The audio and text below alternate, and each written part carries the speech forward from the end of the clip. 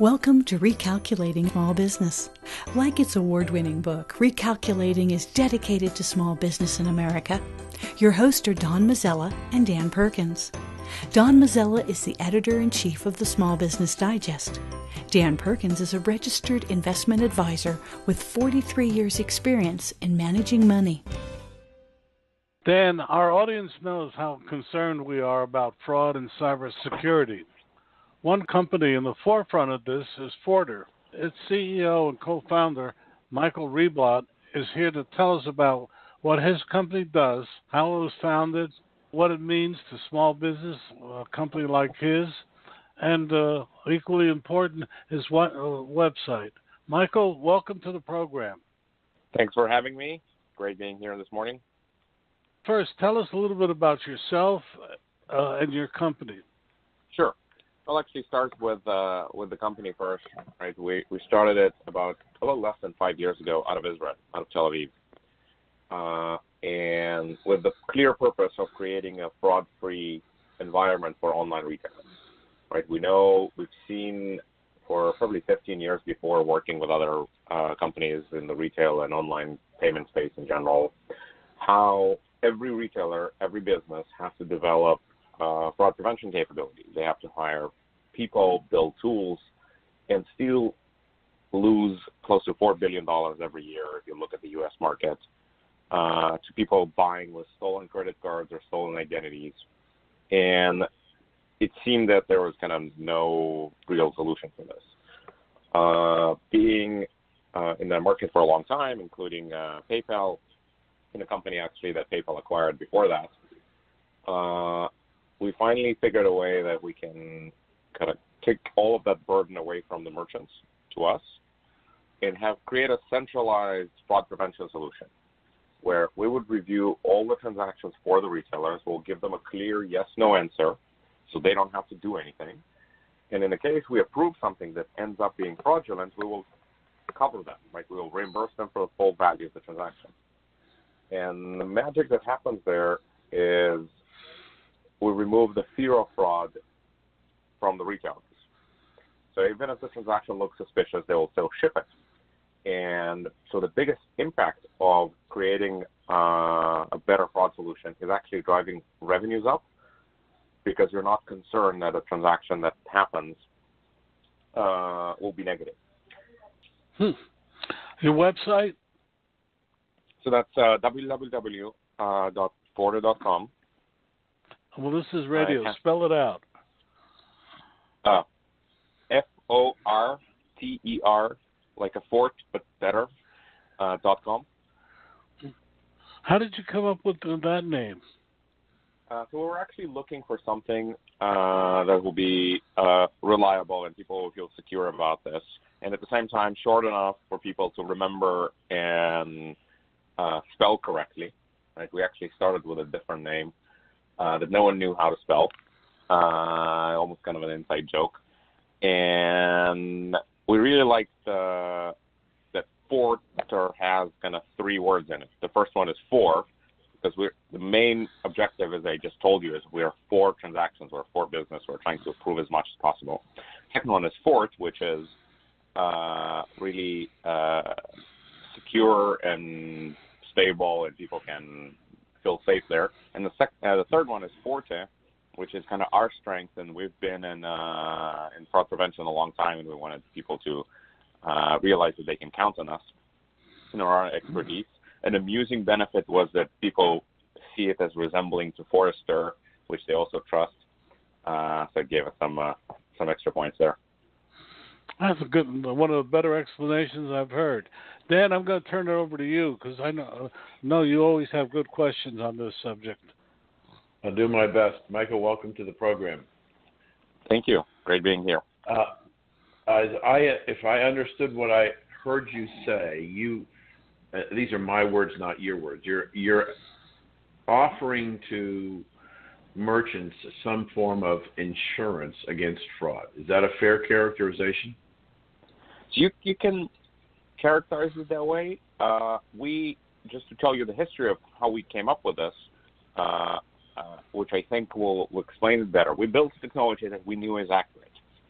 and we came to retailers. You still have to remember we started the company out of Israel, so a bunch of guys out of Israel come to U.S. merchants and tell them, look, even though you think this transaction is suspicious, we still recommend you approve it. And we were getting calls from our customers saying, look, I know you said yes, but I see the IP from, let's say, Indonesia, and there's a lot of fraudsters coming from Indonesia. I'm not feeling safe sending it. And we said, look, this particular Indonesian is good, right? Most people in most countries are good people, and they're good buyers, and you want to work with them. Because in some countries, there are like organized crime or different types of criminal activity that creates just a lot of noise, and it scares people and merchants off. We said, if anything bad happens, it's on us. It was more of a show of confidence than just an insurance play. So how do you mitigate the risk for your company against the fraud? So you can look at it in two different ways. First, because we are a centralized solution, right? We work with all the retailers, and we actually invest most of our budget goes into research and development, right? We're building technologies. What I did mention is we partnered up with some of the great American VCs of Edge Capitalists in Sequoia Capital, NEA, and Scale Ventures, and got over $50 million worth of funding, which most of it was deployed to building a product. So we're investing a lot in technology, which is something retailers just can't afford to spend on fraud prevention, right? They have other issues that they need to deal with. And so the first point is just building substantially better technology that is able to detect fraud properly. Second one, since we're aggregating the data we're getting from all of our customers, which is something retailers can't do with each other. And if you, because, right, it has all of their customer information, behavior information, and so on.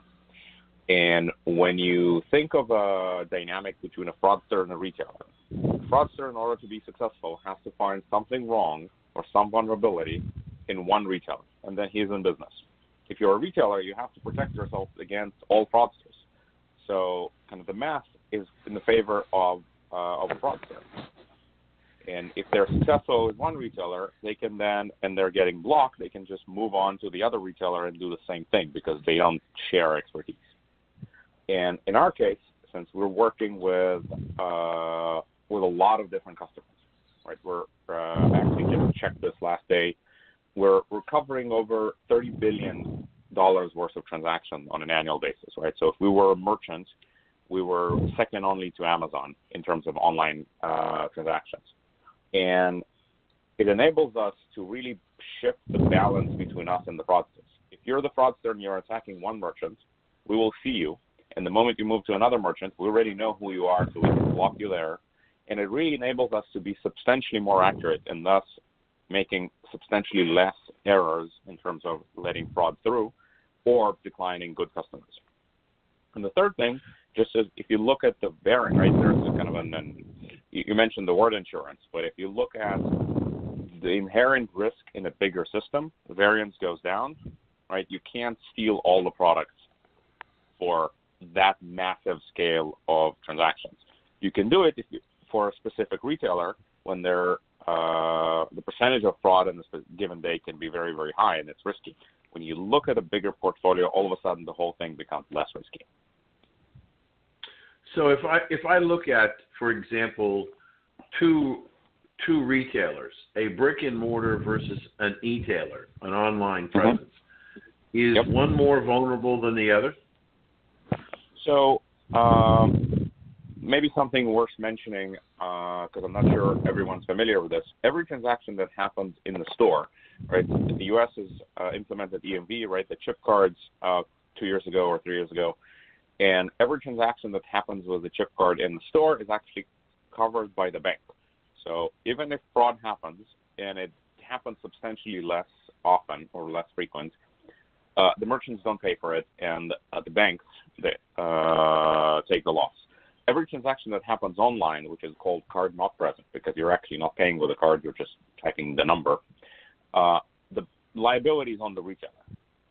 And that's why all of our focus is towards online transactions because this is where the problem is for the retailers. So the banks are not customers of yours? The what? The banks who have accepted you again, let me just restate what I thought I heard you say. Mm-hmm. In the case of a brick and mortar store where a customer walks in with a chip card, if there's fraud or a loss, it's on the responsibility of the bank, not the merchant. Yes. In the case of an online where you're not physically using the card, but you're simply using the number on the card, the fraud or loss possibility is on the part of the retailer. Yeah. And the question I was asking for this, but that's a general one. Yes. So is there? So the first question I want to ask is the risk for the bank in a brick and mortar store dramatically reduced because of the chip in the card? Yes. So right before that, it was only the magnetic stripe, and it's actually you could buy for about $100. You can buy a device that enables you to copy all the information on the magnetic stripe, and then you can print it on another card, and you literally clone the card. Right. It's possible to copy the chip, but it's so much more expensive. It's not accessible to every kind of, let's call them common criminal everywhere. They can get your card in a gas station or some convenience store, anywhere else, copy it, and then use it. I've had before the chip was introduced, I had my card duplicated, 10 times probably over the course of my lifetime. And with the chip, it's just so much harder. It reduces the risk substantially. So if I look at the dramatic difference between the two risks involved, I could see where the brick and mortar retailer would be potentially not be a major customer of yours. However, as brick and mortar retailers move to a more e-commerce online business model, if I heard you correctly, even though a customer would be using a chip card to buy, they're only putting on the number. That retailer who's trying to expand and save his business by going to e-commerce now becomes as vulnerable as a regular e-commerce site. Exactly. And so is there? I'm sorry. No, go ahead. Go ahead. No, I want you to finish your thought. No, I was just saying that oftentimes you see where people are starting e-commerce businesses only. They come from the kind of more, let's call it internet native expertise, and they understand how the different behaviors of users are, and they know they need to look for a fraud solution. Oftentimes when a brick and mortar merchant or retailer decides, hey, we need to expand online, which is, I think, the right thing to do for almost all of them, they don't know all of those little details, and sometimes actually build a checkout experience or user experience that's very vulnerable and leaves them very vulnerable to fraudsters to abuse because they don't have that expertise. And a lot of our customers that we work with are doing exactly that. They're kind of big brick and mortar merchants moving online, and they need that full protection for their online e-commerce activity. So the e-commerce person, as the brick and mortar retail moves deeper and deeper into e-commerce space, and more of the retail sales are done electronically over the internet, is anybody out there working on a more secure encrypting technology for cards to be used online? So there's actually, I don't know if you remember, but about 4 or 5 years ago, I think 2013, Target was hacked and about 40 million credit cards were stolen. And I think it was a big wake-up call for the whole industry to start encrypting, as you mentioned, or tokenizing the credit card numbers themselves, so it won't be as easy to steal them. And I think the industry was moving in a really good direction, or still moving in a good direction, where retailers are not encouraged to store the cards, kind of the number itself, but they use the networks or the processing banks to tokenize it for them. So it's not as easy to steal credit cards now. At the same time, what we're seeing is it's easier to steal your identity or your even more so your username and password for the retailers. And I'm assuming you saw that a lot of retailers, and I think for a good reason, now encourage their customers to create an account with them, have the credit card stored within the account, and then for a fraudster, they don't have to steal the number of your credit card. They just need to get your password, and then they log into your retailer account and just transact using their credit card that way. Do you offer protection for that too? Yes. Right. We want to make sure that the retailers are focused on their customers and on their product and on the distribution and everything that retailers should do, not on the fraud. Right. I mentioned that our whole purpose is to create a fraud-free environment for retailers. Unfortunately, we can't make the world fraud-free because fraudsters will always be there. But we want the retailers and the consumers to interact in a way kind of thinking that there is no fraud. And if we take the brick and mortar experience, when you walk in a store, even though fraud sometimes happens there, the retailer doesn't suspect you and you don't suspect the retailer. And online, we see a lot of this mistrust in various interactions between the retailers and the consumers, and we want to eliminate that. We want to create kind of a safer environment, and that's why we're constantly building the solutions for wherever the fraud moves to make sure the retailers can still focus on their core business. So as our customer, our audience is made up of predominantly small business people, entrepreneurs, what services do you provide for those people who are, and you're right, most of the people that we talk to that are startups or have been in business for 4 or 5 years primarily are e-commerce. They're not looking for bricks and mortar. What kind of services can you offer to our small business people?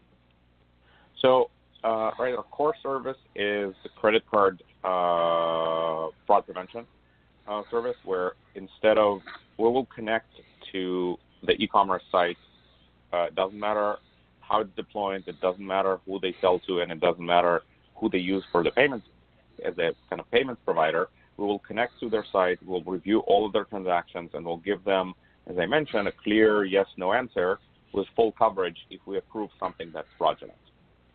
On top of that, and this is where it kind of varies because different retailers or different merchants provide different types of experiences, right? If you have a mobile app, if you allow an account, if you provide coupons and you have those coupons being abused and so on, we have different services to protect you against all kinds of fraudulent interactions. So how do people reach you, Michael? So going to our website will be probably the easiest. There's actually a lot of material there in terms of case studies and white papers and a lot of research that we publish for people to be more informed on what's going on. And there's a kind of a contact page there. They can leave their details and we will contact them, or there's a phone number and email address. Or they can email us directly at info@forder.com or me directly at michael@forder.com, and I'll make sure that they talk to the right person. We're based in New York, but we travel a lot, so we can get to them wherever they are. And how big is your company now? So we're a little over 100 people between engineering and business, and as I mentioned, most of the people and most of the resources go to building and making sure we have the best product in the market as we do. And we're growing pretty rapidly in terms of customer adoption, in terms of number of people and resources that are available for us. Dan, can I jump in here and ask a question? I've been listening, and I have to admit I'm somewhat confused. Can you give, Michael, could you give us an example of how your system works, how you identified a fraud situation and help the the processor uh, root out a fraud situation? Sure. So we collect probably about 6,000 different data elements in every transaction. We start monitoring buyers when they go to the website. Let's say, I know they're not a customer, I'll just use them as an example, right? You go to Walmart.com and you want to buy something. And the moment you get to the site, we start monitoring how you as a buyer, how are you behaving? What reviews are you reading? What products are you comparing? How much time does it take you to do all the activities? And we kind of compare your baseline of behavior to fraudulent and non-fraudulent that we have. Then we look at the device that you're using, the connection you're using, and so on, right? If you're connecting from a distant town in Russia and you're using different kind of a second server to connect through that's located somewhere in the U.S., and as a shipping address, you give me an address that we know because of all of our broad view that it's actually a house in foreclosure, so you can ship the product to, but no one will be there to pick it up. So you can, even though it's not your address, you can go there and pick it up. Right? There's a lot of those fraudulent indicators and fraudulent behaviors, and we use kind of modern machine learning and AI technologies to make sure we can review all of those 6,000 different elements across millions of transactions per day to identify, is it a fraudulent pattern or is it just something that may look a little suspicious but actually conducted by a good buyer. That's fascinating. I'm going to ask one more question and turn it back to Dan, but you mentioned AI. Do you think AI can be an effective tool to thwart many of these fraudulent activities over the next few years? I have no doubt about it. Right, we've seen that in the recent years. Right, we've been trying to use AI for probably 10 years, different stages of AI evolution, and it wasn't as effective 10 years ago for fraud prevention because it was way too complicated, and people, when you train them properly, were better at detecting fraud. But in the last couple of years, it's just not true anymore, and the capabilities of AI that we've built will be way more accurate than even the best fraud analysts. And maybe to give you an example, it's a story I always like telling. My dad used to work in the 80s on one of the first software programs that played chess, and it was a terrible software, right? I would beat it as a kid. And we all remember in 1997 where IBM Deep Blue beat the world champion, right, Kasparov at the time. But that was a giant computer and was very, very complicated. But if we look at it now, my phone, with a free app that I can download from the App Store, will beat the world champion probably 9 out of 10 times. And it's proven that AI plays chess, or as we've seen a couple of months ago, even Go and more complicated games, way better than the best people. And it can do it at scale without getting tired and work 24/7 shifts as you would expect in e-commerce. And for fraud prevention, we're at the same stage. When you build a proper AI software and you have a research team that constantly teaches it and shows it kind of more knowledge and more data and more examples, it will be more accurate than anyone else in that business. Back to you, Dan. I was fascinated at your discussion with Don on artificial intelligence. The thing that has always been amazing to me as a registered investment advisor managing money for people, when these companies like Yahoo and Target and other companies and banks have had huge breaches where 100 million files have been corrupted. There seems to be very little pushback in terms of decline in the share price or market value of the companies. And I'm curious as to why have we reached a point that fraud is so prevalent that it's a matter of life. now we're kind of getting into more of an opinion situation. I think that as a society, we don't consider cyber crimes.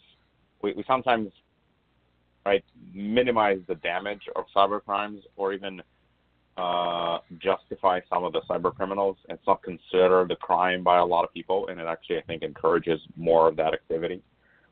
And I think I would agree with your statement that many people think that cybercrime is just there to be, and if it happens, there's nothing you can do about it, so the company shouldn't be affected by it. But I don't know all the details about all of those breaches you mentioned, but in a lot of the cases, it was a human error. It wasn't some unforeseeable force. And I think we should expect those companies that have so much data, right, so much consumer data and so much access to data that can be misused, to treat better and to treat security better and to invest more in the right processes and the right training of their own employees and the right technologies, right, to make sure the data is protected. Because every time this breach happens, it makes the life of everyone else that it was not breached harder, because all of this data is now in the open and people can use it fraudulently against them. So I don't understand. I don't have a good explanation of, besides kind of apathy or market apathy, that this happens, right? If you look at the Equifax stock, it almost rebounded back to where it was. And I don't get it. Right. Have you ever thought about the possibility, given that online fraud is much more prevalent than brick and mortar? Have you ever thought about building a retail product just for customers who have cards to use? You mean the consumer product?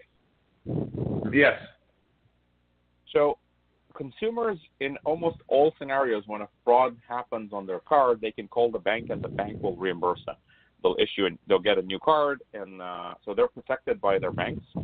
And we actually think it'll be a better way for us to, if we make sure that none of the retailers, if we work with all the retailers and you can't commit fraud on their sites, then online credit card fraud goes down by nature, because even if you stole a card, you can't use it, you can't monetize it. When you have to maybe kind of understand how the fraudulent ecosystem works, right? There's a whole sophisticated market in the dark web where if you compare it to maybe 20 years ago or 15 years ago, where if you're a cyber criminal, you have to do everything yourself. You have to hack a website, get the credit cards, create stolen identities, find places to ship the goods to, go on the website and commit the fraud, pick up the goods and resell it or fence it or whatever.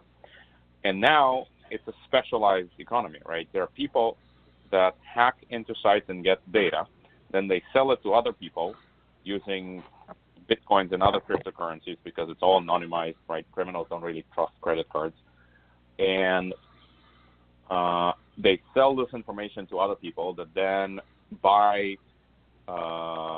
other identity-related information that they need, and then they commit the fraud.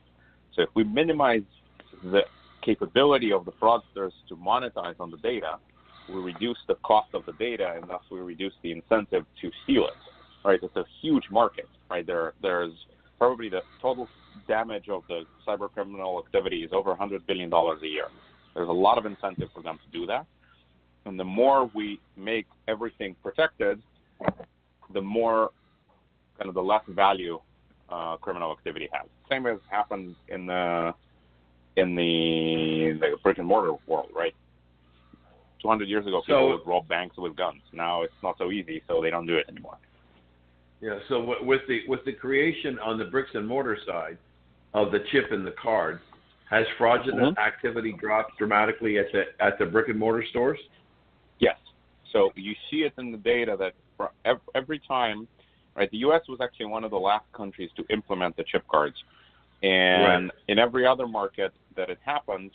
And in most of them, it's actually even more secure, because it's not only a chip card, you have to type in a PIN as well.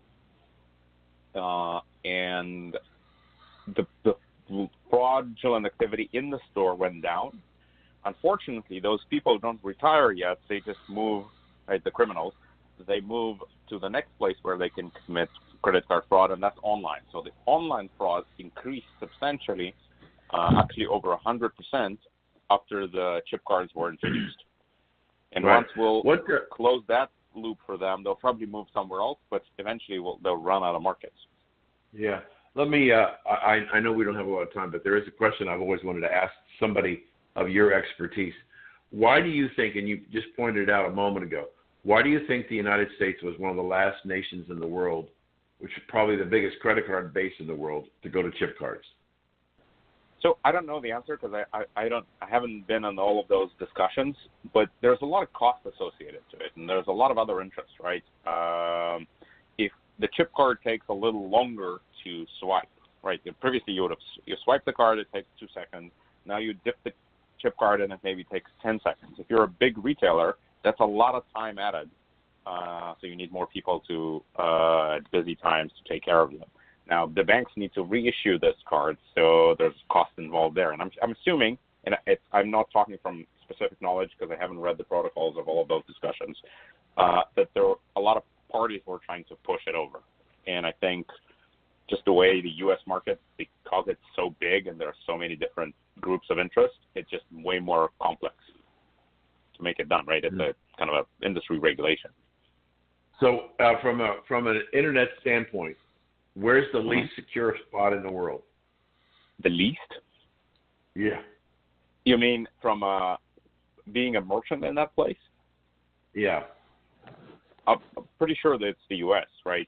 And not necessarily because they invest less in technologies, but they're the ones every criminal wants to go after. Right? If you're a criminal, you want to hack the bigger brands, the bigger sites where the most money is. So everyone's trying to go after the U.S. merchants. Okay. Thank you. Don, back to you. Well, unfortunately, this has been a fascinating interview, but we have to call it a day. Michael, your website again and how people can reach you? So our website is www.forter, which is Forter, like the fort but better, .com. And there's a contact page there where people can find our emails and phone numbers. As I mentioned, we're based in New York, but accessible everywhere in the U.S. Or they can email us directly to info@forter.com or me directly at michael@forter.com. Oh, thank you so much. A link to your website will be on recalculating.biz tonight. Thank you. Dan Perkins here from recalculating.biz. I want to tell you about Bob Bethel. Bob's new book is Strengthen Your Business, Fail-Proof Strategies for Small Business. His suggestions are easy to understand and very helpful. Bob Bethel's book, Strengthen Your Business, can be found at Amazon.com or can be ordered at your local bookstore. Dan Perkins with your featured book. Dan, Martin Hill is an engineer who saw a problem and came up with a solution. He then went on Shark Tank and got funding. And his products, I will let him explain it all. Martin, welcome to the program. Thank you so much for having me. The reason I want you to explain it is it's just such a cool product in my mind. But first, tell us a little bit about yourself, and then we'll go right into your product. Sure. So, as you mentioned, I am an engineer by trade. Electrical engineering is my background. I focused on automation, robotic solutions for quite a while, so my brain is kind of hardwired into finding solutions to problems or just making things better or easier. So that's kind of a little bit about me. I'm originally from England, but I live here in the States now. I've lived in the U.S. for about 16 years. We live in South Florida, we being myself, my wife, and our 2 children. Okay. Now, having said that, tell us what your product's all about. Sure. So I guess the best way to describe it is starting with the problem that I used to have. My little boy, Jacob, when he was about 6 months old, he started getting very aware of his surroundings. When I say that, I mean that every little noise, every little movement would have him focused on it. Now, that became quite an issue when we were trying to feed him a bottle. We had to use a baby bottle because my wife couldn't produce enough milk to exclusively breastfeed, so we had to supplement with baby formula, which in turn went into a baby bottle, which in turn brought me into the picture a lot more because I'm a very hands-on dad. So while we were feeding Jacob, these issues started getting worse and worse, and he started going in this nutritional spiral where we literally had to have him in a dark room with the lights off, make sure nobody could make any noises. So the thing that I noticed with Jacob was he was always really relaxed and mellow whenever we'd read a book to him. So I came up with this idea, being an engineer, of something that went over my shoulder, that held a baby bottle in place, rotated so I could get it to the right angle, which gave me a free hand to hold the book instead of holding the bottle, but still keep Jacob close to me. And that's when I invented the product. And that was the reason why I did it, so I could read to him during feeding time. So the product itself is a freehand baby bottle holder. Okay. With that explanation, Dan, I'm going to turn it over to you. Thank you so much, Martin. Thank you for joining us today. Yeah, thank you. Unfortunately, even my youngest grandchildren don't take a bottle anymore. So I'm fascinated. So you went on Shark Tank, and you says you got funding. Who's your partner? I did. So I was on Shark Tank about 2.5 years ago, which was season 7. I was on the very first episode for season 7, episode 1, and I was actually the very first person in the tank for the whole of the season. So they wanted to start off the season 7 with me and my product, the Beebo. That's what it's called, by the way, Beebo, B-E-E-B-O. So I went on there, and sometimes they have guest sharks on the show. Recently, they had people like Richard Branson. They've had the GoPro guy on there. Well, the day that I pitched, Ashton Kutcher was a guest shark on the show. So I pitched to Mark Cuban, Ashton Kutcher, Kevin O'Leary, Laurie Grenier, and Robert Herjavec. And I ended up doing a deal with both Laurie Grenier and Ashton Kutcher. They teamed up, and they're my sharks. And so what has it been like for the last 2.5 years with them as partners? It's been pretty incredible. It's been a whirlwind. When I went on the show, I'd actually just launched the product. It was something that kind of merged me from being an engineer into being a small business owner, and that was just purely from interest and demand for this little thing that I'd made in my garage. Whenever we take it out somewhere, we'd have multiple people telling us, where'd you get that? I want one. How do I get hold of one? So that kind of got the wheels in motion about patents and building a business around that. So since I've been on the show, we launched into Walmart. We're in Bye Bye Baby nationwide. We do a ton on Amazon, on our website. We're in boutique and specialty stores, and we're starting to ship containers directly from China, which is where I manufacture my product, overseas to different countries as well. So did you in the product, how did these two people help you?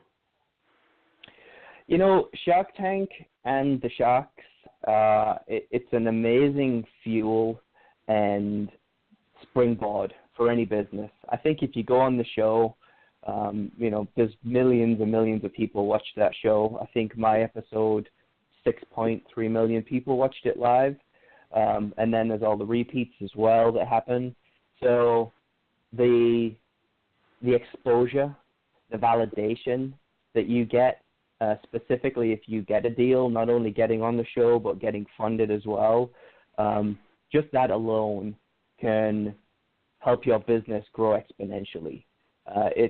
It's an amazing engine that they've created for entrepreneurs and small businesses. And I think a perfect example of that is Walmart approached me because they've seen it on the show. And that says a lot. So what's been your sales over the last 2.5 years? We've been exponentially growing. We're doing great.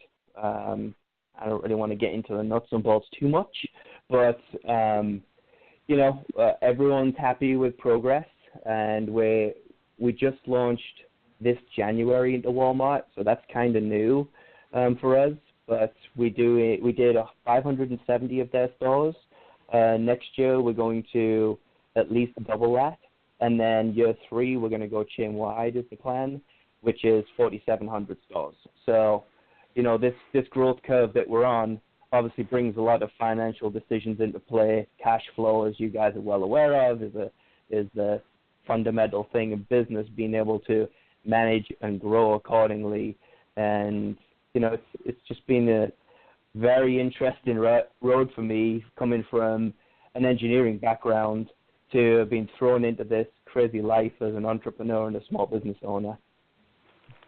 What do you think is there one? I know it's hard to do this, but I think the audience would be interested in this question. What's the one thing that you learned that you had never even considered an issue when you were starting your business? Great question.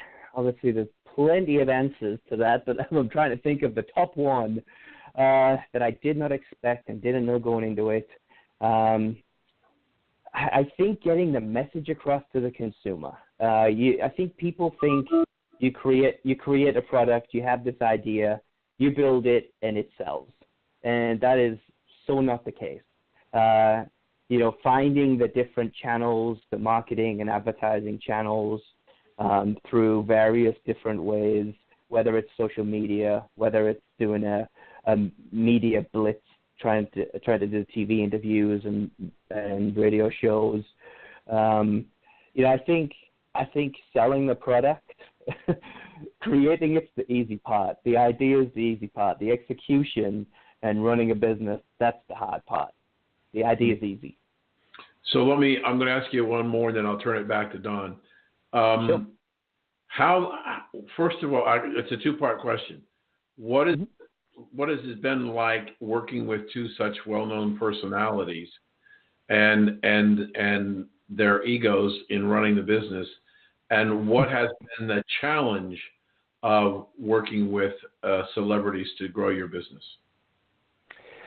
So, Laurie and Ashton, they are obviously amazing business people, venture capitalists. Ashton particularly has done so many incredible things in the business world.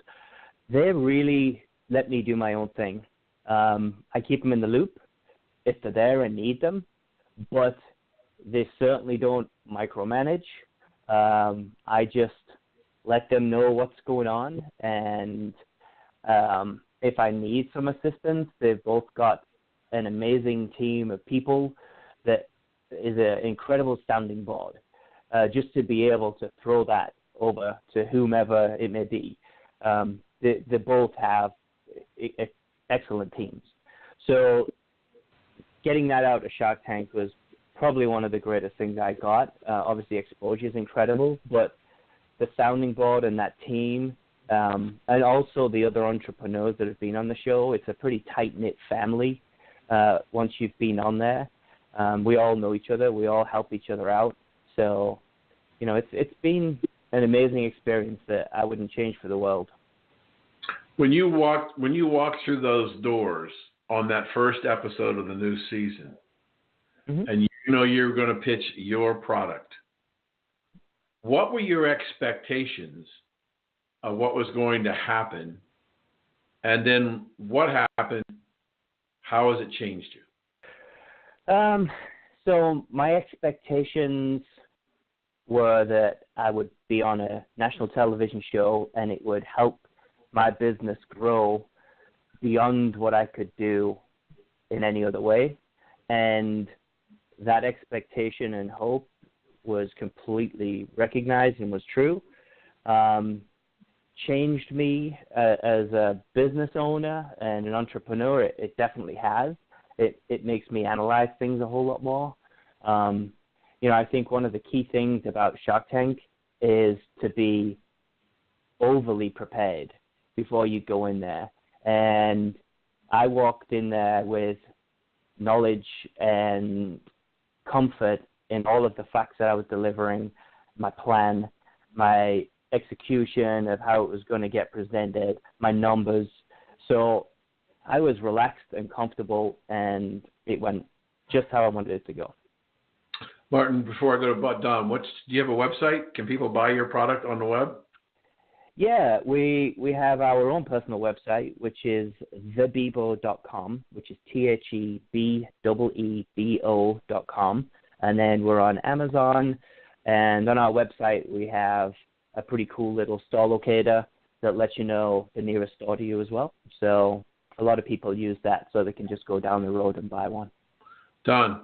My question is, would you recommend Shark Tank to other entrepreneurs? Without any doubt. I have no hesitation into recommending Shark Tank to any entrepreneur with a business or a product.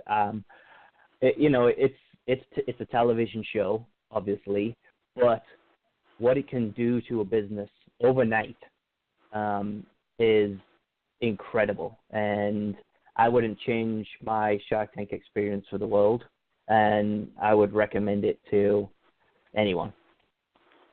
Okay. Well, now that we've done this great commercial for Shark Tank, well, let me ask you, what have you learned from being an engineer to an entrepreneur? What have you learned that you'd like to pass on? Yeah. So I invented the product itself probably 7 years ago now. My little boy's about 7.5. We launched it 2015, so I've actually been running the business 3 years. I have learned that sales and focus are the most important thing to keep in mind. Expectations to, set your sights and set your goals high and try and blow that out the water. I've also learned that it's more work than you can ever think it's going to be running a small business. I often scratch my head and think, did I make the right decision quitting my day job as an engineer? But the rewards that I get from doing my own thing and having this engine that I built myself, I built it from scratch to where it is today, and it's only going up. It's an extremely rewarding road and journey that I'm on. So, I think that about covers it.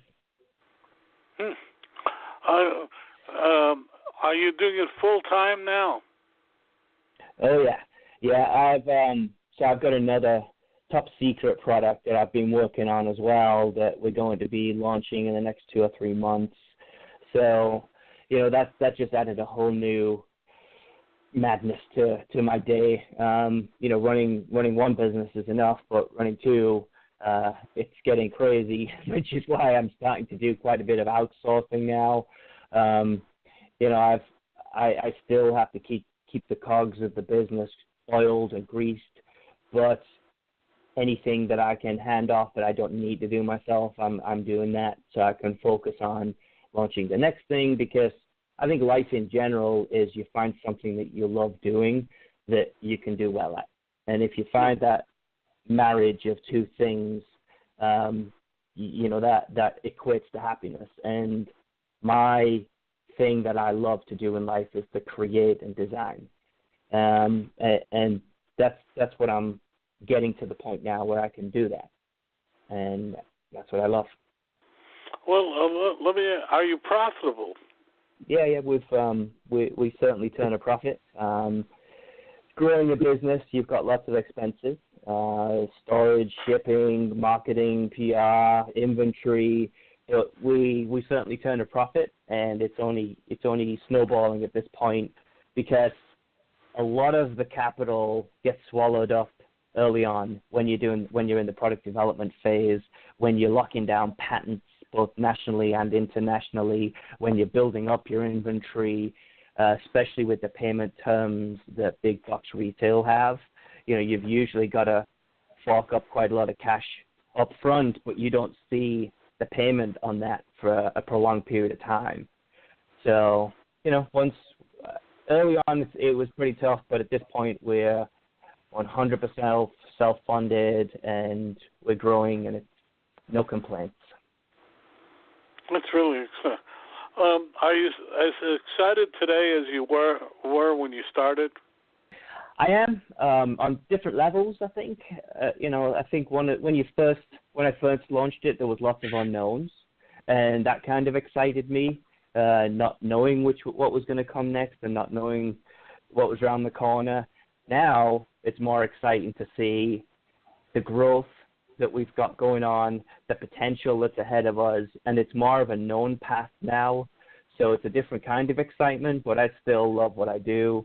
That's why I'm about to do it again with a new product, and it's a super exciting and rewarding journey to come up with an idea and see it from inception to a box on the shelf in the biggest retailer in the world. It's pretty cool. Dan, I'll listen. Back to you. Martin, I have a quick question for you. How did you get on Shark Tank? Sure. So there's multiple ways to get on the show. The road that I took was, it just kind of happened that right before my first container of product arrived, I had a 40-foot container that my wife and I had kind of rolled the entrepreneurial dice on. Me being in the mindset, hey, if I can sell one, I can sell 10, I can sell 1,000, I can sell 6,000. So we rolled the dice, we funded it all ourselves, and I was watching Shark Tank season 6, and during the commercial break, there was actually a little commercial, I guess, an advert saying, hey, do you think you can swim with the sharks? Do you have a product that would appeal to the masses? If so, we are doing open casting calls in Las Vegas and Miami. So I live right down the road from Miami, so I went down and did a casting call, and that's how I got on the show. Terrific. Well, it's been a pleasure to have you on, and somebody who's made it successful, who understands the challenges and has had great resources. So, I'm sorry. Go ahead. I said, I thank you for having me on. It's I always love talking about my journey, because I think there's a lot of people out there that don't know and need that push and that little help to get the ball rolling. But once it's rolling, it's pretty fun.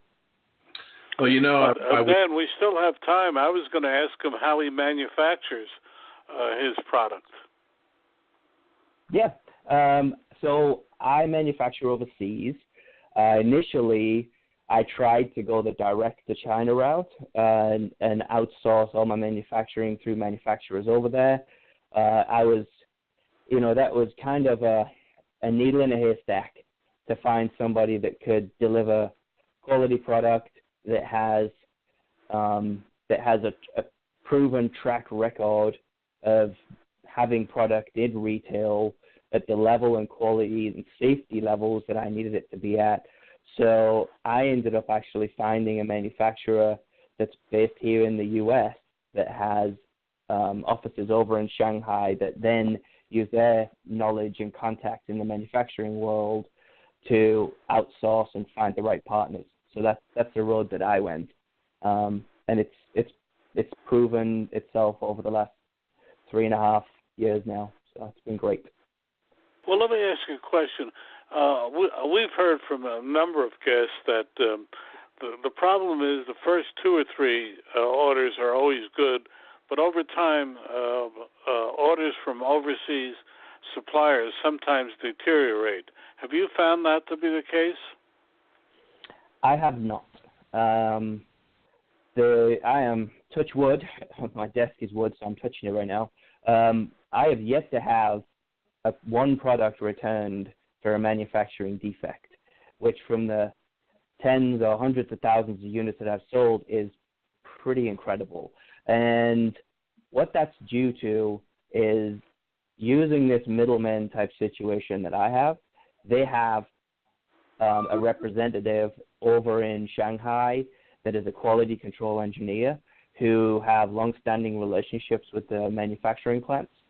So they are very strict on the quality control when it's going through the manufacturing process. And like I said, I've yet to have a return due to a manufacturing defect. Do you want to share with our audience the name of this outfit that you really like? Sure. Yeah, they're based out of Houston area. They're in Sugar Land, Texas, and they're called ITI Manufacturing. And they've been around for 35, 40 years. I actually found them because they took a half-page ad, and they still do, in a lot of the airline magazines. I think it was the Southwest Airlines magazine that I found them in. I think their tagline at the time was, "The road to China doesn't have to be scary." And that's what they are. They're that bridge, they're that communication bridge. So I deal with my guy in Sugar Land, Texas, and that's all I deal with. I don't have to deal with the communication or cultural differences that they have overseas. Can we repeat it again for our audience? Yeah, they're called ITI Manufacturing. 3 letters, ITI. Well, it's really interesting. We hear a lot of stories, but it's nice to know one. Yeah. Dan, another question from you? Yes, thank you. So, Martin, it's I'm going to go a little bit different direction here. Don and I are both published authors, and primarily in fiction, although I'm working on historical fiction now. But as I listened to what you said in our short interview here, it seems to me that, and I'm doing this for free, it seems to me that there's a book, My Adventure with the Sharks, that would talk about from the very beginning to where you are today, might be a wonderful book for small business people to listen to somebody who has gone through the entrepreneurial experience and was fortunate enough to get on Shark Tank, but share what he's learned in that 3.5 to 4 years when he went from a startup to a very successful business. So I know you got a lot of things on your plate, but maybe sometime in your future there'll be a book that will help, a self-help book for small business people in the future. Think about that. Yeah, it's actually been something on my thought list and to-do list for quite a long time, and I've been keeping track with little notes. And, Shark Tank was going to be part of it. But I think from inception to reality, the road of bringing a product to market, it is a daunting one when you first get into it, and there are so many pitfalls and there's so much to learn. And I think, reading about someone who's done that is extremely valuable because, like I mentioned earlier, the idea, it really is the easy part. Most people think that you have that quote-unquote $1 million idea and boom, you've made it. That's so not the case. It is all about execution and learning the lessons along the way. And I wear so many hats these days on a daily basis. And that's just something that I've learned. And it's valuable. And I 100% agree with that thought. Okay. Don, back to you. Well, unfortunately, Martin, we've run out of time. We've been talking with Martin Hill. He's got the name of your product again and how people can find it. Sure. My product is the Beebo, which is a freehand baby bottle holder, and that's spelled the THE and then Beebo, BEEBO. The website is thebeebo.com, and we're also on Amazon and retailers nationwide. Well, it's been a very illuminating time with you, Martin. Thank you so much for being with us. Yeah, We've been talking with Martin Hill. He's the creator of Beebo, a very unusual baby's product. You can hear this interview and every other interview on recalculating.biz. Thank you so much, Martin. Thank you for joining us on Recalculating. We hope the information you received on today's episode was helpful to you in starting and growing your business. Please go to our website, recalculating.biz, to contact us, to listen to past shows, and see special offers. Until next time, remember, if you grow, we grow. Join us next week for more helpful ideas to make your business a great success. Recalculating, a program designed to help you be successful.